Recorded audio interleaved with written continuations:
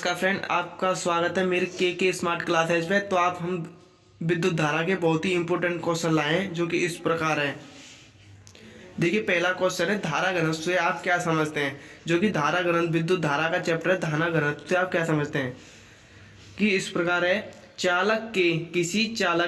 किसी चालक के एकांक क्षेत्रफल से प्रभावित विद्युत धारा को धारा घनत्व कैसे हैं। जो कि चालक के एकांक क्षेत्रफल से प्रभावित विद्युत धारा को धारा घनत्व कहते हैं। ठीक है दोस्तों, इसे जे से प्रदर्शित करते हैं धारा घनत्व।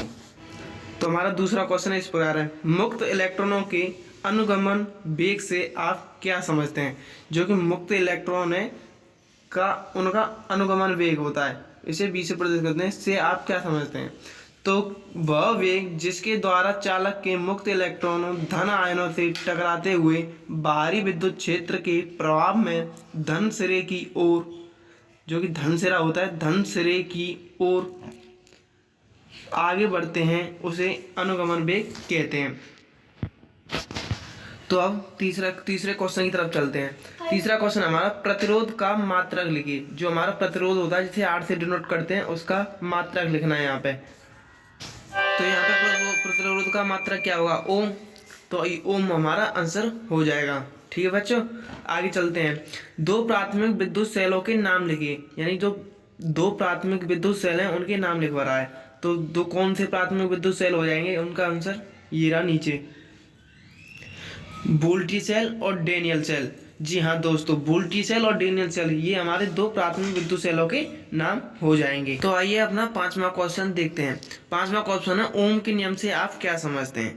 ओम का नियम आपने पढ़ा होगा। ओम के नियम से आप क्या समझते हैं। तो इसे आप अपनी कॉपी में से देख के कर लीजिएगा। अगला क्वेश्चन देखते हैं, विद्युत सेल क्या है। जो विद्युत सेल है, विद्युत सेल क्या है। विद्युत सेल एक ऐसी युक्ति है जो रासायनिक ऊर्जा को विद्युत ऊर्जा में रूपांतरित करके किसी परपथ के सिरों पर विभवांतर को स्थिर बनाए रखकर उसके धारा का प्रवाह निरंतर बनाए रखती है, उसे विद्युत सेल कहते हैं। दोस्तों आपको समझ में आया होगा, विद्युत सेल एक ऐसी युक्ति है, यानी विद्युत सेल जो एक ऐसी युक्ति है जो रासायनिक ऊर्जा को विद्युत ऊर्जा में रूपांतरित करके किसी परपथ के सिरों पर विभवांतर को स्थिर बनाए रखकर उसके धारा का प्रवाह निरंतर बनाए रखती है, उसे ही विद्युत सेल कहते हैं। तो आप इसे नोट कर लीजिए अपनी कॉपी में। तो आइए आप अगले क्वेश्चन की तरफ चलते हैं। जी हाँ दोस्तों, अगला क्वेश्चन हमारा, किरचॉफ का पहला नियम किस भौतिक राशि के संरक्षण पर आधारित है। ये क्वेश्चन बहुत ही इंपॉर्टेंट क्वेश्चन है बच्चों, इसे जरूर कर लीजिएगा। किरचॉफ का पहला नियम किस भौतिक राशि के संरक्षण पर निर्भर करता है।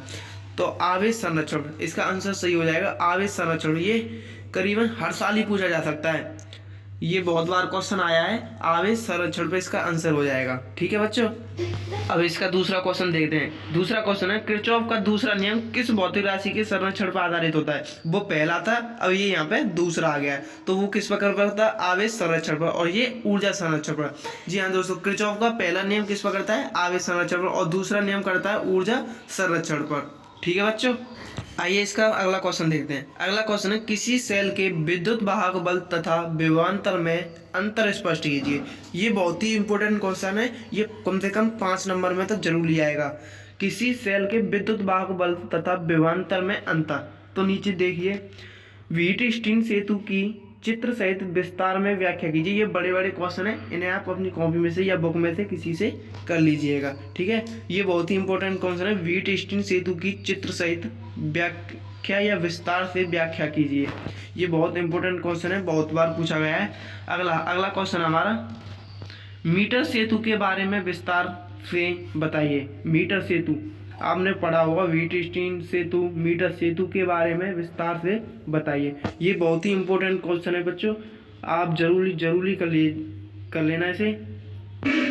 बच्चों ये लास्ट क्वेश्चन हो रहा है एक, जो कि आपके 2023 बोर्ड में ये क्वेश्चन हटा दिया गया है, कार्बन प्रतिरोधक। ये क्वेश्चन हटा दिया गया है, तो आप इसे नहीं करिएगा, हमें फालतू टाइम वेस्ट करें।